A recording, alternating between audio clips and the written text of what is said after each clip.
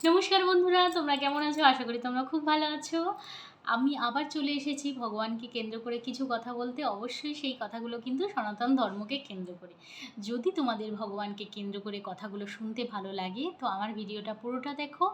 আর যদি তোমাদের ভগবানকে কেন্দ্র করে কথাগুলো শুনতে ভালো না লাগে তাহলে আমার ভিডিওটা স্কিপও করতে পারো। তো চলো শুরু করা যাক আজকের টপিকটা। দেখো, আমরা কিছু না কিছু পুণ্য তো করেছি, তবেই না মানুষ রূপে এ জন্মে জন্মগ্রহণ করেছি। এই যে মানুষ রূপে জন্মগ্রহণ করেছি, এই আশীর্বাদটা কে দিয়েছে জানো?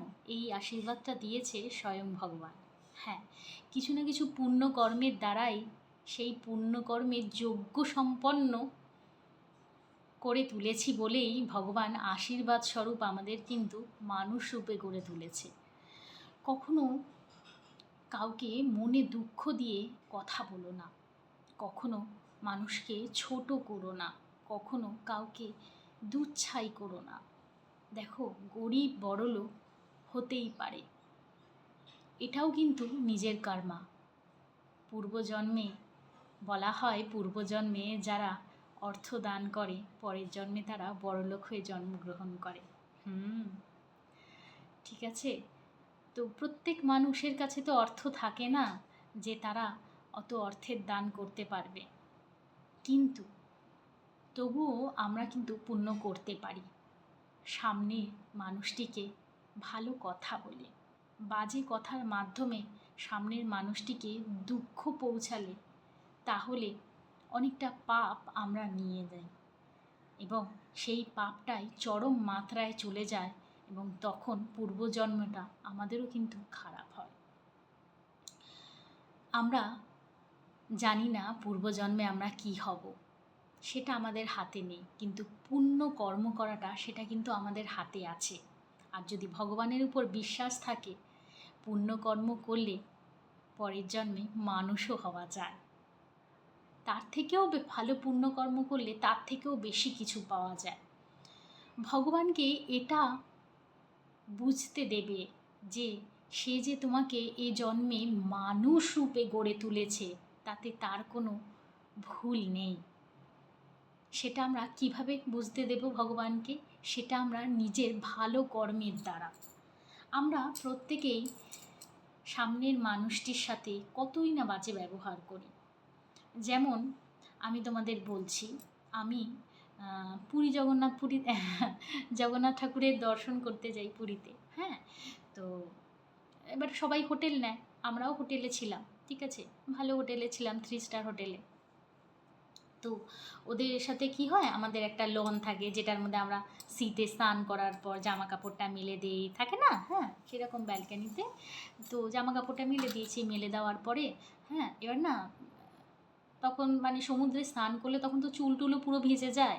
আবার এসে মানে হোটেলে এসে আবার ভালো করে স্নান করতে হয়, শ্যাম্পু করতে হয়। ঠিক আছে, তো এবার মেয়ে মানুষের চুল যেটা হয় আর কি, ভিজে গেছে। হ্যাঁ, ভিজে গেছে, তারপরে আমি আবার বাইরে গিয়ে চুলটাকে এমনি মেয়েরা যেরকমভাবে আঁচড়ে সেমনি করে আগে আঁচড়ানোর আগে এমনি করে ঝাড়ে না, সেমনি গামছা দিয়ে আমি ঝাড়ছি। ঠিক আছে, এবার কখন কে, সব তো পাশাপাশি সব রুমগুলো, তো ব্যালকানিতে আর একটা ওই মানে পাশের রুমে আর একটা মহিলাও ছিল। উনি দেখছে অনেকক্ষণ ধরেই আমি চুলটা ঝাড়ছি। আমি নিজেও জানি না, আমি তো নিজের মনের মতন থাকি।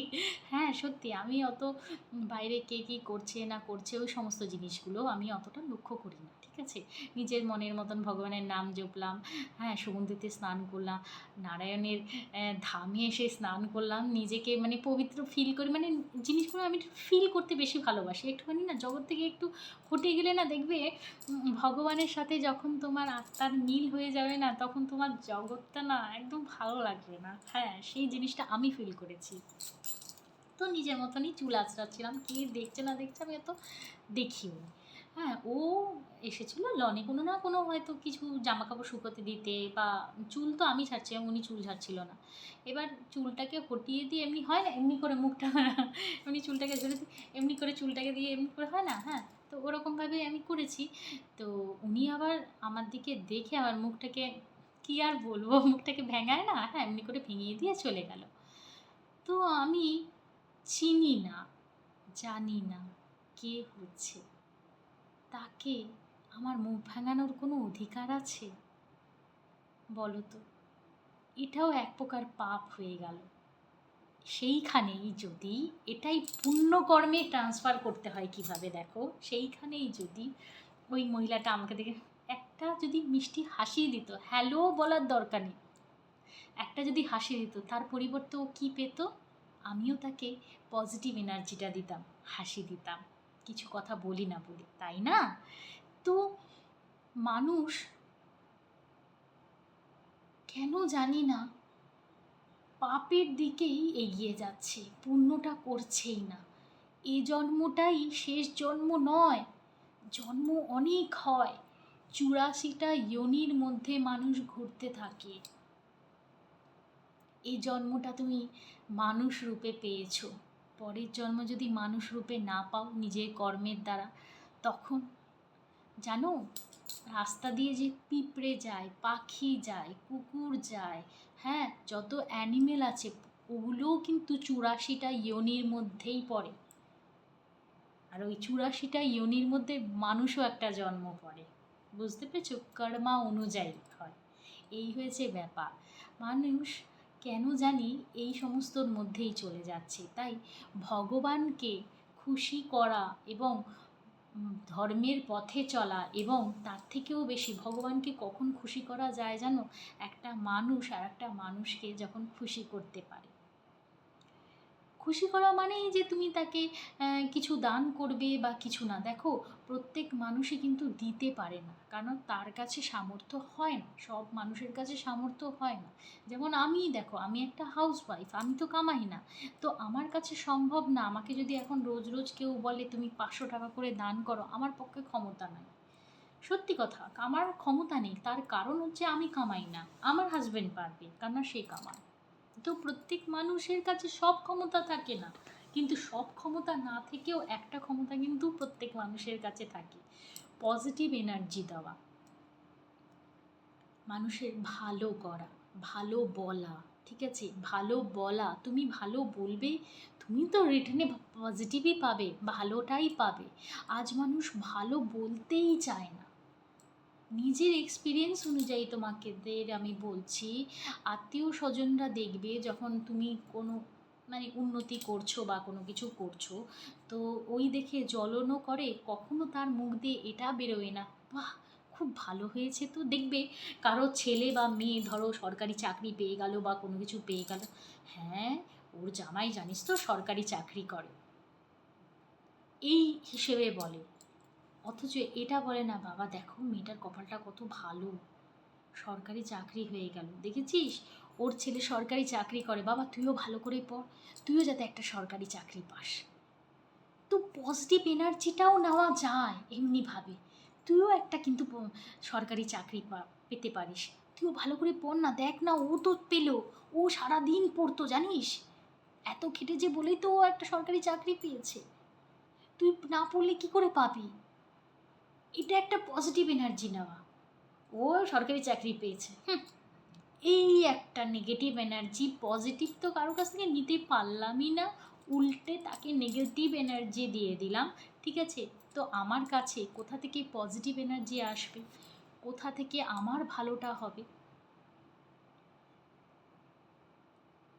তখন ভগবান উপর দিয়ে কী ভাবে জানো? আমাদের এরকম রিয়াকশান থাকলে, আমাদের এরকম বাজে মন্তব্য থাকলে, তখন ভগবান ভাবে আমি খুব ভুল করেছি ওকে মানুষ রূপে জন্ম দিয়ে, এর পরের বার ওকে আর মানুষ জন্ম দেওয়া যাবে না, ও মানুষ হওয়ার লায়েক না, তাই না? তাই এমন কর্ম করো যাতে মানুষ রূপে তোমায় জন্ম দিয়ে ভগবান গর্ব করতে পারে, আমি কিছু ভুল করিনি ওকে মানুষ রূপে জন্ম দিয়ে।